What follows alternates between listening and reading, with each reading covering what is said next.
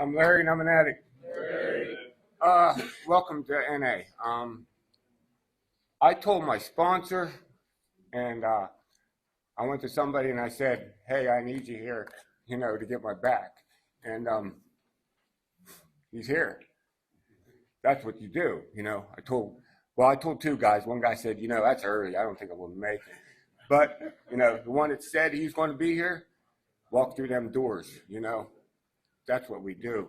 I can remember getting out of treatment and running to a meeting, and I ran away. I called my counselor, and I said, I don't think that NA thing's for me.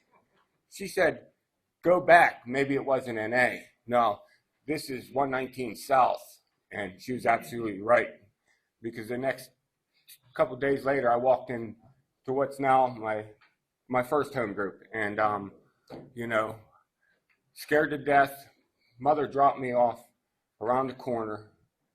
I almost didn't make it around the corner, but somebody seen me standing there, and I was like, is there a meeting down there? And he just lit a cigarette. He put that cigarette out, and he walked me down the steps. He was sitting over there, and he said, come on. I walked over that way. Well, he went over, grabbed his shit, and come sit beside me, And that's welcome to NA, I found compassion, Just for Today says, just for today I have faith in somebody who believes in me, and wants to help me in my recovery. It's hard to have faith when you don't have, that welcome. It's important to get that welcome. I'm fortunate because there's a lot of addicts that don't get to walk into meetings like I walked into. I want you to think about this real fast. Name the last 5 Academy Award winners for Best Actor. Name the last 5 Heisman Trophy winners. Name 5 people when you first walked in NA greeted you. Bet you can remember them faster than them first 2, huh? Absolutely. Because that's the people that affects you, I don't know. Even after a year clean, you still get this welcome. I can remember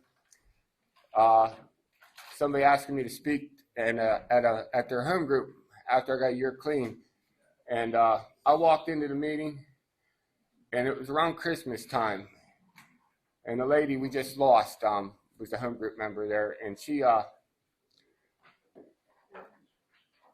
came over and introduced herself to me, and she came back with a Christmas card. I met her 3 times after that, and she remembered me. I think about that, and not that I want to be somebody, but the effect she had on me is that what I want to do to somebody that walks in them doors. I want to have that where somebody feels welcome. That acceptance, that, I just have great gratitude for the people that I came into these rooms and I met, because Phil told me to talk about the IP, Welcome to NA. And after I read it, I was disappointed because it don't tell you half of it, It don't tell you nothing about what you're going to receive here, about that acceptance, that love, that understanding. You know what I mean? There's more to that, All it did was tell me how I was going to feel. I thank God that these rooms and the men in them, came to me and welcomed me, not just handing me that IP, because that IP don't give half of what this program is. There is no way to describe what these rooms can do to you. It took this 44 adolescent, I don't want to grow up, be a Toys R Us kid, to be a dad, to be a son, to be a friend, to be a husband, I needed these rooms, and through the help of this fellowship, that's where it comes from, I had no clue about anything, spiritual principles, nothing, I heard humility. now why am I going to go and humiliate myself? I had no idea, no understanding of that, till I had some problems, and I went to my sponsor, and I went to his home group, and I asked him, I said, and he got up, and he said, hold on, he walked away. This motherfucker just walked away from me. No answers. He comes back with somebody else. And he says, I don't have the strength and experience and hope, but this fellow does. He taught me what humility was, not having an answer to go ask somebody else. You know what I mean? I don't have all the answers. He don't have all the answers. I learned what humility was. I had to learn acceptance, through this program. That's what this program's taught me.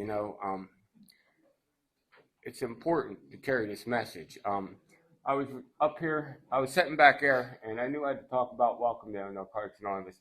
And I looked at all them topics, and what they're all about. Almost all about, coming to the program, carrying our message to the addict that still suffers. I do a lot of H&I, and it gives me a lot, I don't know. This program's just been absolutely a blessing, and I'm an addict, and I like what I like. If I like something, I'm gonna keep on doing it. So if it wasn't for you guys, welcoming me, accepting me, and me, I probably wouldn't be here. I mean, we're addicts, I'd have ran and found something else to do, and that's what welcoming is, I sat here Monday nights, my home group's here, and the beautiful thing about it is that when I see somebody get up and get that white key tag, all the men in this room get up in line and hug that person, Welcoming is a big thing, and it's great to see. The one person that I asked to be here, I can remember handing him his white key tag, and I don't know. It's amazing how you can find love for another man, have compassion for another man. I never thought that was capable, It's just, it's amazing, the stuff that this program does when we first walk in these rooms, and that's when it counts the most, is when you first walk in a room. If it wasn't so accepting and so understanding, a lot of us wouldn't be here, It's amazing because you can relate to people that out on them streets you would never gave a shit about. You would never thought you had anything common ground with. You know what I mean? My sponsor looks like he just walked out of Harvard. I look like I just walked out of jail. That's, but we get along. And the similarities that we all have, you never think that we have in common. I remember telling my sponsor stuff that, I thought he might 302 me over. And he said, I'd done that too. We can all, it's weird that you can hear a story and your story's in it too, and when I first came in, I thought people were talking about me. How in the hell do you know? How the fuck they know that about me? Yeah. And now I kind of understand. When I hear something shared at a meeting that I think somebody's talking about me, maybe I need to work on it. Maybe that's under my conscience a little bit. I think somebody's talking about me when they're talking about themselves. Maybe it's on my conscience. Hey, that's NA. I don't know. And if NA is a beautiful thing, I learned how to live here. I learned how to enjoy life, you know. And they say without the use of drugs, but I don't know when I enjoyed using drugs anymore. Um, so I don't know. I just keep on coming back, and you know,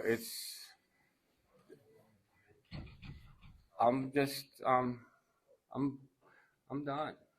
I'm learning. Oh, hey, one more thing. If you don't think you have, we heard this down in Texas. I'm gonna tell the story down in Texas, Phil. Hey, if you don't think you have something in common with somebody, you know, the chances are they're going to have it. No matter what you did, somebody else done it. I heard this down in Texas. This wasn't up in PA. This is down in Texas. Okay.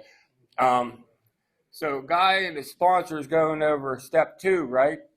And after step 2, the sponsee goes out the door and says, and the sponsor says, "Hey, tell me a secret." The sponsee turns around and says, "I fucked a chicken." The sponsor says, "Did yours die?" That's NA.